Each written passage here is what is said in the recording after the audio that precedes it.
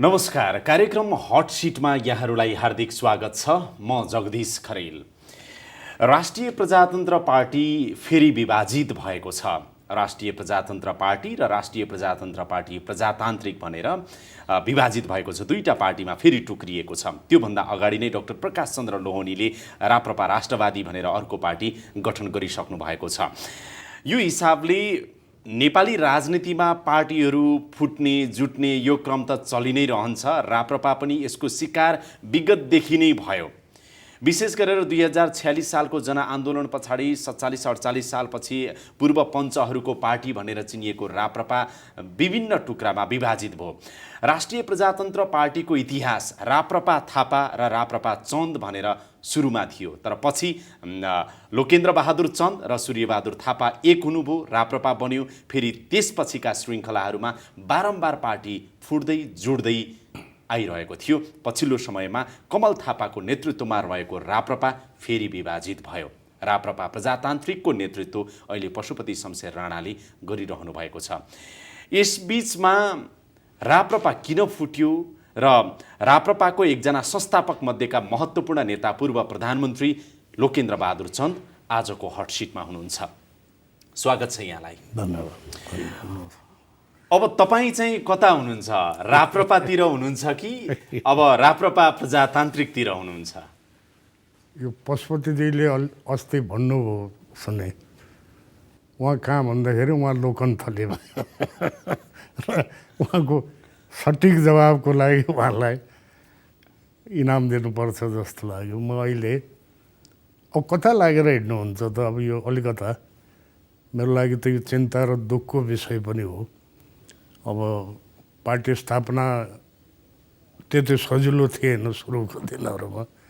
तपाईँ कतातिर हुनुहुन्छ? राप्रपामा हुनुहुन्छ, राप्रपा प्रजातान्त्रिकमा हुनुहुन्छ? म कतै छैन। मैले सबैलाई यो पार्टी फोड्नु हुने भएपछि म कतै पनि छैन भनेर मैले अघिदेखि नै भनिराखेको छु। म कहीँ छैन। राजनीतिबाट तपाईँको अब सक्रियता हट्दै गएको हो त्यसो भए? होइन, अब यो हेर्नुहोस्, राजनीति त पार्टीमा नबसेर पनि भइराखेकै हुन्छ। के वितृष्णा बढ्यो? न वितृष्णा त छ। अब मुलुककै राजनीतिलाई यसो हेर्ने हो भने पनि तपाईँलाई सन्तुष्टि लिने कुरा छैन। मुलुककै राजनीतिलाई एज ए होल भन्दाखेरि राप्रपा त तपाईँहरूले स्थापना गर्नुभएको हो न गरे हो। त्यहाँ पनि त्यहाँभित्र पनि अब अनि ठिकै छ। पार्टीबाटै बाहिर निस्किनु भयो तपाईँ? न पार्टीबाट छोडेको छैन। अहिलेसम्म 4 आने सदस्य त हुन्छु। कसले खोज्न सक्छ मेरो? त्यही त, सदस्य कताको हुनुहुन्छ न तपाईँ? म कतै छैन, कतै छैन। वैधानिक हिसाबले कतै भए पनि मैले कतै अहिले जाने गरेको छैन। दिगदार लाग्यो? न अब त्यो मन लागेन कतै पनि जाने। सूर्यबहादुर थापा र तपाईँले राप्रपा खोल्नुभयो भन्नु पर्यो, होइन त? अब सूर्यबहादुर थापा हुनुहुन्न। अब तपाईँ नै एउटा सिनियर नेता हुनुहुन्छ राप्रपाको, तपाईँले दिगदारी व्यक्त गर्नुभयो यो पार्टीको टुटफुटबाट। हो, त्यही भन्नुहोस्। मैले आखिरी समयमा पनि मिलाउने कोसिस गरे हुँ। मैं कहाँ बसेर कुरा भयो। अब कुरा अलिकता नजिकिन्छ कि जस्तो पनि लाग्यो। अब वाद विवाद इत्यादि केही भनाइ भए पनि भोलि बस्ने भनेर त्यहाँबाट उठेर गयौँ।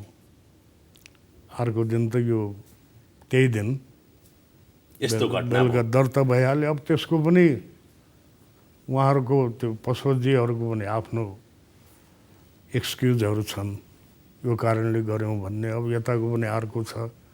तर त्यो के साँचो के झुटो भनेर पनि पत्ता लगाएर पनि अब त के मतलब? तपाईँ आफै त कस्तो फन्दामा परेको जस्तो, कस्तो निरीह भएको जस्तो के महाभारतको चाहिँ नि कुरुक्षेत्रको युद्धमा धृतराष्ट्र निरीह बनेर त्यो युद्ध सुनेको जस्तो लोकेन्द्र बहादुर चन्द राप्रपाको यो झगडामा निरीह बनेर टुलु हेरेको जस्तो देखियो। न अब यो त हाम्रो त उही हो।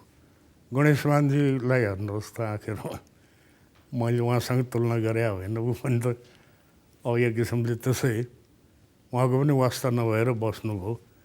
अब यो के अरे किशुनजी नै पनि र फेरि अब यो नेपालमै होइन, हाम्रो पार्ट अफ वर्ल्डमा भन्नुहोस् न, हाम्रो मुलुकहरूमा यहाँ उमेरपछि या सिनियरिटीपछि सम्मान गर्ने भन्ने कुरा अन्त पनि मैले चलन देखाएको छैन। जबसम्म पावरमा छ ठिक छ, गएँ त्यो। तर मलाई त्यसको पनि अफसोस छैन। म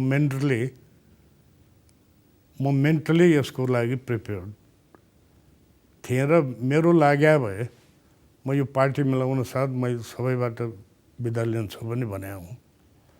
पार्टी मिल्न साथ अब चलाउनुहोस् र त्यसमा मलाई कुनै बुझ चाहिएन, तपाईँहरू आफ्नो पदसद गर्नुहोस् पनि भने हुँ। तर यो घसारिदो रहेछ कि अब तपाईँ त्यहाँबाट निस्कनै गाह्रो।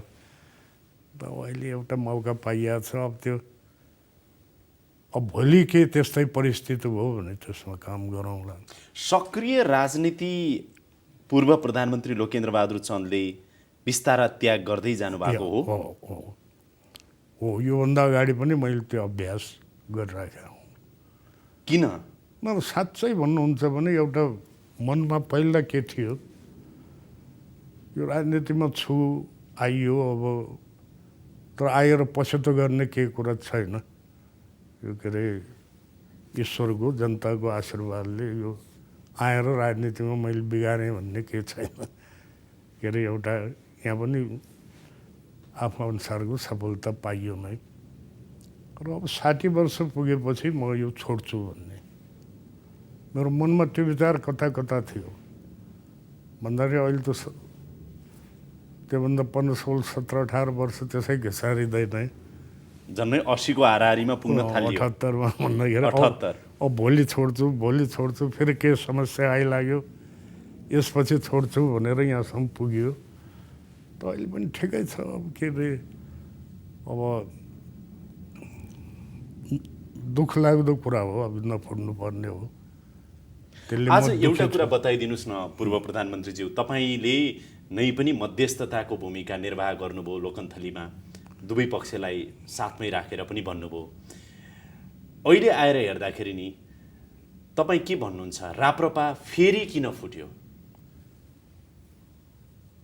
अब त्यो अब एक पक्ष मात्र दोषी त हुँदैन।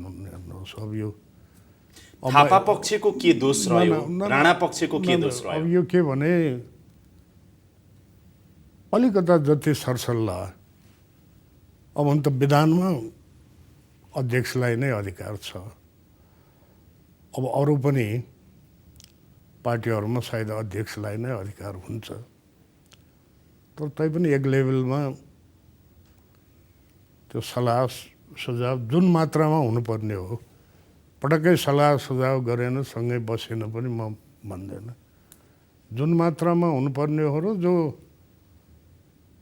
त्यसको एउटा सरसल्लाहले काम हुँदैछ भन्ने जो जिल्लामा पनि कुरा पुग्नुपर्ने हो, त्यो नपुगेको त्रुटि चाहिँ हो।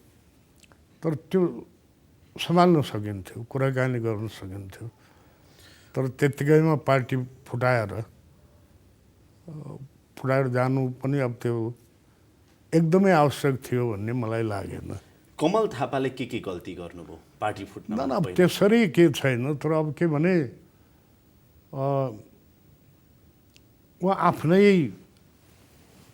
कार्यक्रमहरूमा व्यस्त, यहाँ के भइराखेको छ भन्ने त्यति ध्यान नदिएको। त्यो मैले बुझिनँ, आफ्नै कार्यक्रम भनेको? अब जसरी मैले भने नि, अब एउटा सरसल्लाह इत्यादिमा के कमी, एक्लै अघि बढ्नुभयो? अब सरसल्लाह पनि बिचमा त भएन त म भन्दैन। तर जुन लेभलमा र जुन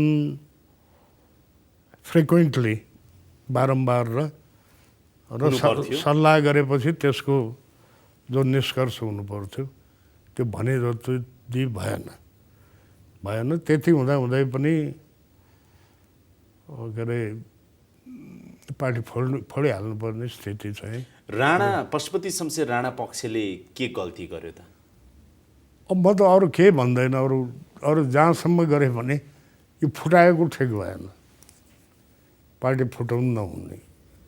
तर उहाँहरूले भन्नुभयो नि त स्वेच्छाचारी ढङ्गले कमल थापा अगाडि बढ्न खोज्नु हो, पार्टीको चुनाव चिन्ह हलो हुने भनेको थियो, त्यो पनि भएन, अथवा सरकारमा सहभागी हुने कुरा अथवा पार्टीको चाहिँ नि केन्द्रीय कमिटी विस्तार गर्ने कुरा, यी यावत कुराहरूमा चाहिँ नि जुन सहमतिका साथ अगाडि बढ्नु पर्थ्यो त्यसलाई पालना कमल थापाले गर्नु भएन भनेर राणा पक्षले आरोप लगायो। जुन बारम्बार फ्रिक्वेन्टली हुनुपर्थ्यो र कुरा भएपछि त्यो सहमति क्रियान्वयन हुनुपर्ने थियो, त्यसमा अलि कमी रह्यो इत्यादि। त्यो कमल थापाबाट रह्यो। तर अब त्यत्तिकैमा पार्टी फुटाएर जानुपर्ने थिएन भन्ने मेरो धारणा छ, किनकि म कहाँ बसेको बेलामा पनि ती इस्युमा त छलफल भएर अब एउटा नयाँ ढङ्गले जाने कि भन्ने कुरा पनि मैले प्रस्ताव राख्दाखेरि हुन्छ भोलि बसौँ भन्ने कुरा भएको थियो। र अब यो अब म त एक पक्षको वकालत र अर्को पक्षको विरोध गर्ने कुरा पनि भएन, तपाईले गर्ने कुरा पनि मेरो लागि भएन। अब ठिकै छ, अब सबै साथीभाइहरू हुन्, सँगै काम पनि गरियो कुन समयदेखि, सबैसँग दोहोरीतिर साथीभाइहरू छन्। अब उहाँहरूको मन लागेन, यसैमा कल्याण देख्नुभयो आफ्नो आफ्नो भने गरौँ, ठिकै छ, के भन्ने अब मैले अरू भन्ने ठाउँ छैन।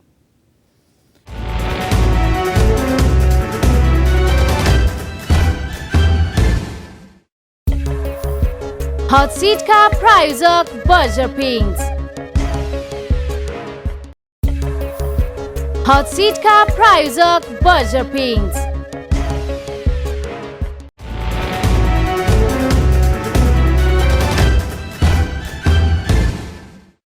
पछिल्लो समयमा राप्रपाभित्रको चरम विवादको कारण भनेको चाहिँ सरकारमा जाने या नजाने भन्ने नै हो। त्यो पनि कुराहरू उठिरहेको थियो। अब हेर्नुहोस्, यो राप्रपालाई नै नभन्नुहोस्, यो धेरै अरू पार्टी पनि हामीहरू खालि सत्ताभन्दा अरू केही पनि नहेर्ने स्थितिमा अहिले पुगेका छौँ। त्यसपछि पनि एउटा किन गर्यो भन्ने, यी त बदमास हुन् भन्ने ठाउँ किन छैन भने सत्तामा नबसेर यहाँ कसैले वास्ता पनि गर्दैन। सत्तामा नबसेर चुनाव जो कि करोडौँ करोडौँ खर्च हुने स्थितिमा अहिले हामी पुगेका छौँ, त्यो चुनाव पनि कसैले लड्न सक्दैन। अब के भन्ने, कि राजनीति छोड्नु पर्यो कि जस्तो देशाचार छ त्यस्तो गर्नु पर्यो? सत्तामा जानु भनेको पैसा कमाउनु नै हो, यथार्थ यही हो। पैसा र चुनाव जित्नु, पैसा मात्र लक्ष्य होइन, जित्नु र पैसा खर्च गरेर चुनाव जित्नु। सरकारमा जाने पैसा कमाउने यथेष्ट, अनि त्यो पैसा खर्च गरेर चुनाव जित्ने र जति सक्दो ठुलो पार्टी बन्न खोज्ने र अब आफ्नो मान्छेहरूलाई बाँड्ने, पद सद के दिएर भोट हासिल गर्ने। अब त्यो बाहेक त अरू त के, फेरि त्यो राप्रपा मात्रै होइन है, नेपाली राजनीतिको विडम्बना। नेपाली राजनीतिमा अब कोही कोही अलग होलान्, तर नेपाली राजनीतिको विडम्बना ठिक शब्द भन्नु हो, र यथार्थ पनि अहिलेको यही हो। यथार्थ पनि यही नै छ। कमल थापाले उप प्रधानमन्त्री पाए चाहिँ सरकारमा जाने मेरै नेतृत्वमा भन्ने कुरा गर्नुभएको थियो। अब उप प्रधानमन्त्री शेरबहादुर देउवाले नदिने भए पछाडि सरकारमा नजाने कुरा गर्नुभयो। अनि पशुपति राणा पक्षले चाहिँ अब उप प्रधानमन्त्री नदिएर के भयो त, अरू 3-4वटा मन्त्री पाइन्छन् भने सरकारमा जानुपर्छ भन्ने अडान राख्नुभयो। यही कारण नै पछिल्लो फुटको कारक रह्यो। कति ठुलो कारण हो त, सरकार के दिन मन्त्री भइहाल्ने के दिन नहुने भन्ने कुरामा नै यो ठुलो, यो पार्टी फुटाउनसम्म लैजाने यो ठुलो इस्यु हो भन्ने त मलाई लाग्दैन। तर अहिले यी कुराहरू नै प्रधान रहे। यो नेपाली राजनीतिको विडम्बना अहिले यही छ। र राप्रपा फुटको कारण पनि पछिल्लो कारण यही बन्यो। त्यो विवाद भएको थियो, तर अब होइन, यहाँ गजब छ कि अब कमल थापालाई बोलाउने, ल तपाईँ केही दिन पर्खनुहोस्, उप प्रधानमन्त्री सहित तपाईँलाई दिन्छौँ पनि भनिदिने, अब यता बोलाएर ऊ बाहेक आउनुहोस् पनि भनिदिने। अब यो त के भन्ने, अब यो जिम्मेदार राप्रपाभित्र शेरबहादुर देउवाले खेल्नुभयो कि के हो अलिकति? अब कसले खेल्यो होला, अब त्यो सुन्थेँ म त यसो भन्यो भन्ने। अनि मैले सोधेको नि, उहाँले भन्नु त भयो होला नि, प्रचण्डले त भन्नु भएन होला, देउवाले भन्नु होला। अहिले त उहाँले नै हुनसक्छ। अब मैले सुनेको कुरा गलत पनि हुनसक्छ, तर मलाई सुनाएको कमल थापाले मलाई बोलाएर ऊ प्रधानमन्त्री नै केही दिन पर्खनुहोस् भनेर भनेको छ भन्थे। अब यो कोही गएर ऊ प्रधानमन्त्री बाहेक आउनुहोस् पनि भनेको छ भन्थे। यदि साँचो हो भने अब त्यो म त्यो कुराको बिचमा आफू उपस्थित छैन। जे होस्, सत्ताकै बहाना न्युमा पार्टी फुट्यो, जुन दुःखद रह्यो दुःखद हो तपाईँको लागि। अब त्यो त्यति ठुलो कुरा पार्टी फुटाइहाल्नु पर्ने कुरा थिएन। अब 3-4 महिना त्यहाँ गएर साह्रै महाभारत भइहाल्ने पनि होइन, तर उही हो, पदमा भयो आफ्नो मान्छेहरूलाई के गर्न सकिन्छ, चुनावमा भोट आउँछ भन्ने। फेरि एकीकृत राप्रपा जुन थियो, त्यो राप्रपाले स्थानीय तहमा सोचे जति सफलता पनि हासिल गर्न सक्यो। योभन्दा अगाडिको सकेन। पार्टीले सोचे जति जित हासिल नगर्नुको कारण भनेको चाहिँ सिद्धान्त, नीति, विचार, आदर्शबाटै राप्रपा विचलित हुँदै गयो। त्यसकारण पनि पार्टीले सोचे जति नतिजा निकाल्न सकेन। त्यो पनि आरोप निस्क्यो, त्यो पनि आरोप निकाल्यो। अब कहाँनिर के, मैले यसो हेर्दाखेरि त त्यति कहीँनिर त्यस्तो आएको देखेन, तर कहाँनिर के चुक भयो त्यो। कमल थापाले गल्ती गर्दै जानुभयो नि, होइन र? त्यसमा के भने अब कमल थापाले कहिलेकाहीँ मैले आफ्नो पुरानो स्ट्यान्ड छोडेँ भनेको मैले सुनेन, तर उनलाई अलिकता त्यस किसिमको केही कामको कारण हो कि के हो, उनमाथि त्यो भयङ्कर प्रचार होइन। आज एउटा यथार्थ नि, लोकेन्द्र बहादुर चन्द अथवा पशुपति शमशेर राणा त्यति बेलाको राप्रपा त गणतन्त्रमा होमिसकेकै थियो नि। गणतन्त्र त तपाईँहरूले स्वीकार्नु नै भएको थियो नि पहिला, होइन? तर राप्रपा नेपालले स्वीकारेको थिएन। हामीले स्वीकारेका थियौँ, राप्रपा नेपालले त थिएन। राप्रपा नेपाल त संवैधानिक राजतन्त्र, बहुदलीय प्रजातन्त्रै भन्थ्यो, तर संविधानमा उहाँहरूले हस्ताक्षर गर्नुभयो, त्यहाँ चुक्नुभयो होला। ठिकै छ। धर्मनिरपेक्ष मुलुकको, जसले हिन्दू राष्ट्र चाहिँ आफ्नो चाहिँ आदर्श मानेको छ, धर्मनिरपेक्ष मुलुकको सङ्घीय गणतन्त्र नेपालको उप प्रधानमन्त्री बन्न जानुभयो उहाँ। त्यो भनेको त धर्मनिरपेक्षता कार्यान्वयन गर्न पनि जानु हो नि। ठिकै छ। त्यो अब त्यहाँ चुक्नुभयो होला त्यो उहाँ। जोडजाड गर्न सकिन्छ, डकटेल भन्छन् नि त्यो, त्यसलाई। यिनै कुरा सोसियल मिडियामा भाइरल भयो कि? अब त्यसले बढी त्यसलाई एकदम पिटेर लगायो हुनाले पनि अब तल गएर यो के हो त भन्ने भोटरमा त्यस किसिमको पर्यो। यो कारण त्यो पनि हो। र अब जसरी धर्मनिरपेक्ष त हिजो पनि स्वीकार गरेका थिएनौँ, अब गणतन्त्र पार्टीले स्वीकार गरे हो, त्यसमा व्यक्तिगत मेरो के स्ट्यान्ड थियो त्यो भनेर केही काम छैन। व्यक्तिगत मेरो एउटा स्ट्यान्ड थियो, तर त्यो बाहिर भनेर केही काम छैन, किनकि मैले पनि पार्टीको लाइन नै टोक गरेँ आखिर। तर धर्मनिरपेक्ष हुनु हुँदैन भन्ने र म नै त्यो संवैधानिक समितिको मेम्बर, त्यही छलफल हुने हो, मै थिएँ त्यो बेला। यो धर्मनिरपेक्ष राष्ट्र भन्ने कोर्समा पार्टीकै लाइनबाट मैले नोट अफ डिसेन्ट लेख्नुभयो, त्यहाँ लेखेको छु। यथार्थ यही हो। यथार्थ यही हो। एउटा कुरा नि पूर्व प्रधानमन्त्रीज्यू, पशुपति शमशेर राणाको कुरा गर्दाखेरि नि तपाईँ आफै पनि राप्रपामा हुनुहुन्थ्यो। पशुपति शमशेर राणा र तपाईँहरू एकैतिर हुनुहुन्थ्यो, कमल थापा अर्कोतिर हुनुहुन्थ्यो। पार्टी एकता भयो, त्यसमा तपाईँको पनि पहल पक्कै रह्यो होला। तर राष्ट्रिय प्रजातन्त्र पार्टी राप्रपा कमल थापालाई सुम्पनुभयो, पार्टीको नाम पर्खिनुहोस् है, कमल थापालाई सुम्पनुभयो। अध्यक्ष पशुपति शमशेर राणाले कमल थापालाई सुम्पनुभयो, हलोलाई लगेर विलय गाईमा गराउनु भयो, सबै कुराहरू भयो। अब पार्टीको अध्यक्ष कमल थापा बनेपछि त हालिमुहाली उहाँको हुने नै भयो। त्यो पोल्दै गयो पशुपति शमशेर राणालाई, गाह्रो हुँदै गयो, जल्दै गयो। अब कहिलेसम्म सहनी, बरु पार्टी फुटाइदिउँ भन्नुभयो, पार्टी फुट्यो। यस्तै छ उहाँको दृष्टिकोण, तर यस्तै हो। मिलेको त उहाँको टाइममा हो नि, उहाँ नै अध्यक्ष हो त पार्टीको। पर्सनालिटी क्लास त होइन, जस्तो पशुपति शमशेर राणा र कमल थापामा महत्त्वाकांक्षा। अब त्यो म भन्दैन, अब त्यो आफ्नो आफ्नो स्टेचर छ, आफ्नो आफ्नो ऊ छ। त्यो हुन्छ नि, शक्तिमा रहिराख्न सबैलाई मनपर्छ, अध्यक्ष भइराख्न सबैलाई मनपर्छ। तपाईँ र पशुपति राणाकै चाहिँ नि लडाइँ पनि भयो होइन, प्रकाश चन्द्र लोहनी असन्तुष्ट पनि भइराख्नुभयो। पछिल्लो समयमा कमल थापा अध्यक्ष भइराख्दाखेरि नेपाली राजनीतिमा त हाबी त उहाँ नै हुनुभयो। त्यो मन परेन होला पशुपति शमशेर राणालाई? होइन, अब त्यो त अब सधैँ त को बस्न सक्छ त, अब त्यो त अनि टुटफुट भइहाल्छ पार्टी, त्यसैको लागि पनि।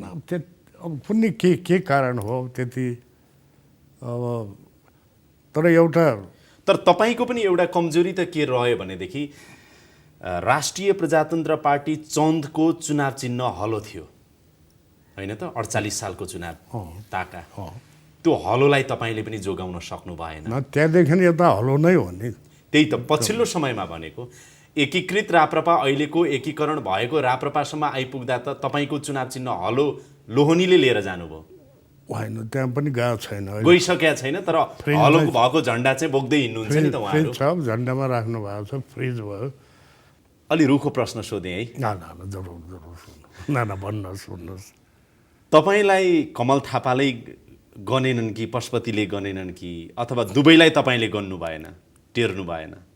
होइन, मैले सबैलाई गनेको छु। हेर्नुहोस्, र यो म तपाईँ पत्याउनु होला, यो कसले गन्छ कसले गन्दैन, मलाई फुर्सद छैन। हुन त व्यस्त पनि म छैन, व्यस्त मान्छे पनि होइन, तर अब त्यतापट्टि ध्यान दिएर यो खालि आफू चिन्तित किन हुने? होइन, दुवै नेताले आउनुहोस् हामीतिर त भने होला नि। भने नि पक्कै कमल थापाले पनि भन्नुभयो होला, पशुपति शमशेरले पनि भन्नुभयो। जरुर भने। पशुपतिलाई तपाईँले के भन्नुभयो, कमल थापालाई के भन्नुभयो? मैले भने अब म कतै जाँदैन, मलाई छुट्टी दिनुहोस्, ठिक छ भने दुवैलाई। छोराहरू चाहिँ कमल थापातिर जानुभयो तपाईँका? मेरो एक छोरा उता छ। लोकेन्द्र बहादुर चन्दको सन्दर्भमा चाहिँ नि बाहिर यसरी पनि चर्चा गर्छन् कि कतिले भन्छन् उहाँ सोझो नेता हो, पर्खिनुहोस् है, कतिले भन्छन् उहाँ इमान्दार नेता हो, कतिले भन्छन् उहाँ साहित्यिक पृष्ठभूमिको अलिकति भावनात्मक अभिव्यक्ति बढी निकाल्न सक्ने सादगी नेता हो। तपाईँ कस्तो चाहिँ नेता हो?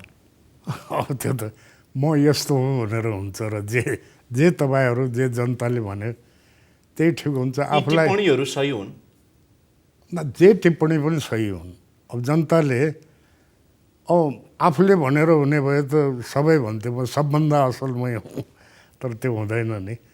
जनताले जे भन्छ मान्छे त्यही हो, खास गरेर राजनीतिक मान्छे त जे जनताले ठहराउँछ त्यही हो, भित्र चाहे जेसुकै होस्।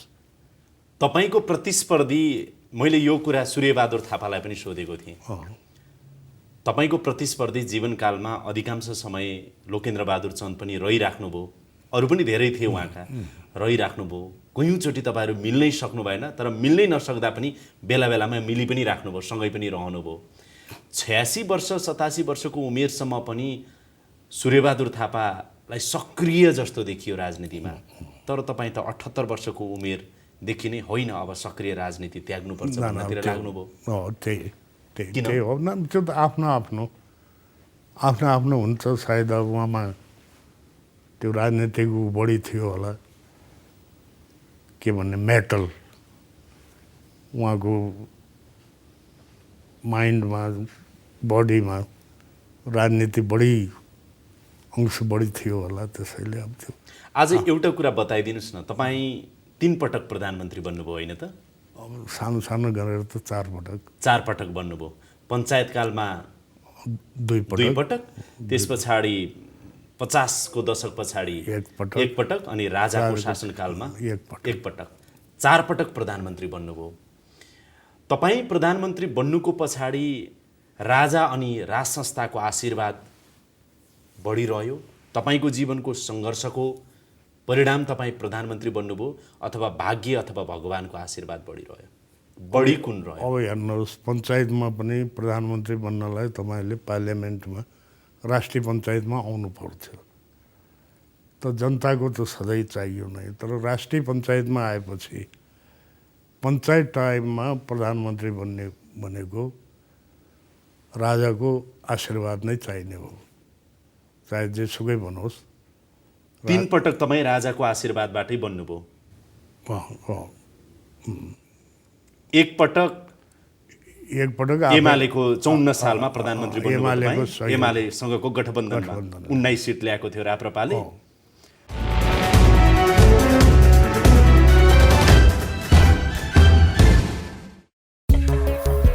हट सिटका प्रायोजक बर्जर पिङ्स।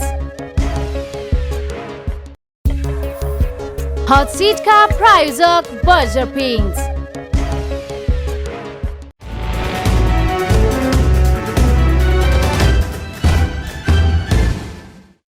तपाईँ पछि सूर्यबहादुर थापा प्रधानमन्त्री बन्नुभएको हो कि अगाडि?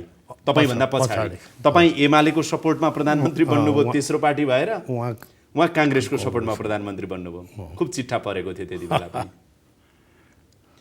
जीवन आफ्नो सङ्घर्षले बढी प्रधानमन्त्री बनियो अथवा भाग्यले बनाउँदै लग्यो? हेर्नुहोस्, हुन त प्रयास त चाहिन्छ। अब सुतिराखेको सिंहको मुखमा मृग पस्दैन। तर तैपनि यो नियतिको पनि धेरै प्रभाव हुन्छ। अब चाहे हामी मानौँ नमानौँ। अब के भन्ने, अब मेरो यो यसरी राजनीतिमा सक्रिय हुन्छु भन्ने उहिले मैले सोचेकै थिएन। आफ्नो क्यारियर सुरु गर्दाखेरि यो राजनीतिसँग अलिअलि सम्बन्ध राख्ने, तर यसमा होमिने होइन भन्ने विषय लिएर म आएको। तर हुँदाखेरि होमिएँ। र अब त्यो प्रधानमन्त्रीलाई के भन्नुहुन्छ त, केही न केही नियतिको पनि। राजनीतिमा इच्छै नभए मान्छे आएर पसेपछि त केही न केही नियतिको पनि। त्यही त 4 पटक प्रधानमन्त्री बन्नुभयो। यत्रो राजनीतिक सङ्घर्ष गरेका प्रचण्ड बल्ल 2 चोटि हुनुभयो। उहाँ पनि सङ्ख्या बढाउन खोज्दै हुनुहुन्छ होला। अब देउबाले सङ्ख्या बढाइसक्नुभयो। तर अब हुनुहुन्छ होला नि। अब त्यो यो अस्थिरता रहिरहन्छ यहाँ, कहिले कोही कहिले कोही। यो प्रधानमन्त्रीको सङ्ख्या नम्बर हुन्छ नि, यति पटक भएँ भनेर बढाउने चाहना पनि धेरै हुन्छ कि के हो? त्यस्तो हुन्छ? यो पटकको अब त्यो मलाई त त्यो लागेन। पटकै प्रधानमन्त्री कि पटक थपौँ भन्ने त लागेन। तर त्यही हो, अब त्यो एउटा भइराखेको ठाउँमा सायद फेरि हुने जाउँ त जाउँ लाग्छ होला। तर मलाई अब पटक्कै छैन, मान्छे पत्याउँदैनन्। होइन, अब त तपाईँको पृष्ठभूमिले पनि अब न पार्टीमा रहनुभयो तपाईँ, न अब कार्यकर्ता छन्, न राजनीति छ। पार्टीमा त छु नि, पार्टीमा छु, 4 आना सदस्य। अहिले छोड्या छैन भन्छ, त्यो समय पनि आउन सक्छ। सक्रिय हुनुहुन्न? सक्रिय छैन। एउटा कुरा नि, 4 पटक जीवनमा तपाईँ प्रधानमन्त्री बन्नुभयो, 3 पटक त राजाको आशीर्वादबाट तपाईँ प्रधानमन्त्री बन्नुभयो। तर तपाईँले राजतन्त्र छोडेर गणतन्त्रतिर लाग्नुभयो, त्यो पार्टीको नेता बन्नुभयो राप्रपाको। किन? त्यो नमिठो पल थियो, नमिठो समय थियो तपाईँको लागि? त्यो नमिठो नै हो। अब त्यसमा म बढी कुरा नगरौँ, किनकि आखिर पार्टीले एक्सेप्ट गरेपछि मैले पनि छोडेर आउन सकेन। तर त्यो मलाई साह्रै मिठो लाग्यो होइन, त्यो नमिठै क्षण हो। त्यत्तिकै भन्छु, अरू भन्दैन। कता कता मैले राजालाई जान अन्जानमा धोका चाहिँ दिएँ भन्ने लाग्यो? ठिक हो, त्यो मलाई अब त्यति भने पुग्यो। अब त भन्दाखेरि त अरू तर्क पनि छन्। अब सबैले एक्सेप्ट गरेको कुरा भन्न पनि सकिन्छ। तर म प्रधानमन्त्री त राजा र राज संस्थाको कारण 3 पटक भएको हो नि। मेरो रगतमा, मेरो सोचमा, मेरो बुद्धि, मेरो विवेक, मेरो व्यवहारमा त राज संस्थाका कुरा, पञ्चायतकालीन कुरा अझै पनि हाबी छन्। म गणतन्त्रको बाटोतिर, राप्रपाले लिएको बाटोतिर कसरी अगाडि लाग्न सक्छु, म लोकेन्द्र बहादुर छन् भन्ने त आयो होला नि मनमा, भन्न खोजेँ। तपाईँले यसको बडो राम्रो जवाब मलाई सम्झाइदिनु भयो कि त्यो मिठो लागेन, नमिठो लाग्यो। त्योभन्दा बढी म कमेन्ट गर्दैन। तर्कको लागि तर्क पुर्याउने हो भने केही अरू कुरा पनि भन्न सकिन्छ, तर म पुर्याउँदैन त्यसो, अरू कुरा गर्दैन। त्यति बेलाको राप्रपा नेपाल कमल थापातिर जाने पनि खासै सोच आएन छ। अब राप्रपा नेपाल कहिले गठन भयो भने हामीहरू राप्रपामा हुँदैखेरि सँगै थियौँ। र हाल महाराज हिरालले त्यो के अरे आफ्नो हातमा सत्ता लिएपछि लिनु हुँदैन भन्ने हाम्रो राय थियो, सोच थियो।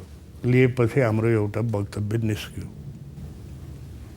कि यो राम्रो भएन भन्ने। माइल नै भयो भने हामीले अलि यो ठिक भएन भनेर हामीले विरोध जतायौँ। त्यसपछि राप्रपा नेपाल गठन भयो।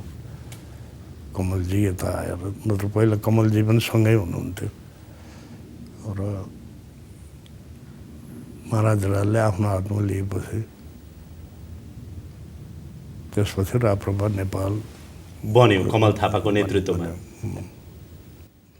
त्यति बेला पनि तपाईँले क्रस गर्न चाहिँ सक्नु भएन, मतलब तपाईँलाई लागि नै रह्यो राजाले सत्ता हातमा लिनु हुँदैन हुँदैन थियो। त्यो अडानमा चाहिँ तपाईँ अहिलेसम्म पनि हुनुहुन्छ? त्यो बेला अहिले त सन्दर्भै भएन। त्यो बेला जति अहिले पनि राजासँग कहिलेकाहीँ भेट हुन्छ होला नि, त्यही बेलामा होला नि। त्यही बेलामा पनि जति बेला भेट हो मैले हमेसा त्यही कुरा राखेको छ। अब त्यो त महाराज राजलाई पनि जाहेर छ कि पार्टीहरूसँग कुरा गरौँ, कुनै एकजनालाई दिइबक्सोस्, यो हुँदैन भनेर त्यो कुरा राख्दै आएको छु म। राजनीतिक जीवनको यति धेरै आरोह अवरोह तपाईँले पार गरिसक्नुभयो। सडकको जीवन, गाउँको जीवन, होइन, देखि लिएर प्रधानमन्त्री बालुवाटारको बसाई, सिंहदरबारको बसाई, सुख सुविधा, यी सबै कुराहरूबाट तपाईँ र दुःखबाट पनि परिचित हुनुहुन्छ आफ्नो जीवनकालमा। जीवनको 78 वर्षको यो उमेरसम्म आइपुग्दाखेरि नेपालको लागि सङ्घीय लोकतान्त्रिक गणतन्त्र ठिकै हो अथवा हामीले बाटो बिरायौँ भन्ने ठान्नुहुन्छ तपाईँ? अब हेर्नुहोस्, अहिले त म भन्न सक्छु किनकि यो पार लाग्दैन। हेर्नुहोस्, यो कस्तो भयो भने एकबाजी त्यो माओवादी म प्रधानमन्त्री हुँदाखेरि वार्तामा आउनुभएको थियो। त्यसपछि मैले छोडेपछि पनि केही मान्छेहरू भेट्न आउनुभयो, नेताहरू होइन, उहाँकै मान्छे। अब के गर्ने भन्नुहुन्थ्यो। मैले भने यो मुलुकको कुरा हो, मुलुकको शान्तिको। प्रधानमन्त्री जोसुकै होस्, सूर्यबहादुरजी हुनुभए पनि तपाईँहरू वार्तामा बसिदिनुहोस्, होइन के षड्यन्त्र हुन्छ कि हामी थप्याउँछौँ कि भनेर फेरि नेताहरूले कुरा गरे होइन है, उहाँको कार्यकर्ताहरू, उहाँको सायद उहाँले पठाएर नै आयो हुन् कि जस्तो लागेको थियो। मैले भने तपाईँहरूलाई वार्ता गर्दा गर्दै नमिल्ने तरिकाले के गर्यो भने बरु म त्यो बेला म आवाज उठाउँला, बरु भोक हडताल गरे पनि म गराउँला, यो वार्ता नछोड्नुहोस् भनेर। उनीहरूलाई त्यो कुरा भयो र उनीहरूसँग कुरा हुँदाखेरि रसाको इत्यादिको कुरा गर्यो। मैले त हेर्नुहोस्, सानो मुलुक छ, ठुलो भयो त्यो कुरा हो। पछि रसामा अटोनोमी भन्यो, तर सिस्टम के गरिदियो भने मुख खोल्न नपाइने। अब तपाईँ पनि के त्यस्तै सिस्टम ल्याउने हो भने मात्र, नत्र गाह्रो छ हाम्रो मुलुकमा अहिले। एउटा कुरा भन्नुभयो नि पूर्व प्रधानमन्त्रीज्यू यहाँले, सङ्घीय लोकतान्त्रिक गणतन्त्र नेपाल यो व्यवस्था पार लाग्ने म देख्दिनँ भन्नुहुन्छ नि। अलिक गाह्रो छ। अब यो भोलि अनेक समस्याहरू आइलाग्छन्। अब त्यो के अरे फेरि अब विकल्प के हुन सक्छ त बाटो तपाईँले देखेको? यत्रो राजनीतिक अनुभव छ त्यो त अरू पनि भनिराखेका छन्, विकेन्द्रीकरण हुनुपर्ने हो, त्यो के अरे सङ्घीयताको ठाउँमा गर्नुपर्ने हो, या गर्नै थियो भने त्यो 5 क्षेत्रलाई 5वटा छुट्याइदिएर प्रान्त 5 छुट्याइदिएर, किनकि त्यो पनि एउटा विचार गरेर त्यो 5 क्षेत्र बनाएका थिए र त्यसले फेरि के हुन्थ्यो भने चुनावमा पनि तराईको उम्मेदवारलाई पहाडीको भोट चाहिने, पहाडीलाई तराई बनायो हुनाले राजनीतिज्ञहरू त्यो नारा दिन सक्दैन थिए भोटको लागि। अब अहिले त यसले गर्दाखेरि अब अरूलाई के लाग्छ, जो अविश्वास, यो जाति क्षेत्र भनेर जो अविश्वास, एकअर्कालाई नरुचाउने प्रवृत्ति खडा भएको छ, यो त अन्तमा हामीलाई त राम्रो ठाउँमा त पुर्याउँदैन। मलाई त्यो सङ्घी यो शासन कसरी हुन्छ के हुन्छ इत्यादि भन्ने कुरा भन्दा पनि मलाई जो यो वातावरण खडा भएको छ नि, एक जातको अर्को एक फलान जातको मैले चिनेको छैन तर म त्यसप्रति एउटा पूर्वाग्रह राख्ने, यो मैदानको यो हिमालको त्यसप्रति पूर्वाग्रह राखिहाल्ने जो साइकोलोजी खडा भएको छ नि, त्यो हामीलाई राम्रो ठाउँमा पुर्याउँदैन। अब गणतन्त्र त आइसक्यो, गणतन्त्रको विकल्प अब गणतन्त्र नै हो अथवा गणतन्त्रको विकल्प अब राजतन्त्र पनि हुन सक्छ भन्ने ठान्नुहुन्छ त्यो मलाई थाहा छैन, म कमेन्ट गर्दैन। अब त्यो यो विषय अहिले नसोधौँ, म कुनै अर्को दिन भनौँला। गणतन्त्रको विकल्प त अब गणतन्त्र नै होला नि, कि राजतन्त्रको कुनै पनि समयमा सम्भावना नकार्न सकिन्न? यो होइन, अब एक थोकको विकल्प उही त हुँदैन कहिलेकाहीँ उही हुँदैन। अब त्यो सवाल नै त्यस्तो पर्यो। होइन, मैले तर फेरि गणतन्त्र गइहाल्छ भन्नु खोजे, मैले होइन। मैले चाहिँ किन सोधेको भने यो गणतन्त्रले पनि खासै पार चाहिँ लगाउला जस्तो छैन भन्नुभयो यहाँले। मैले त के अरे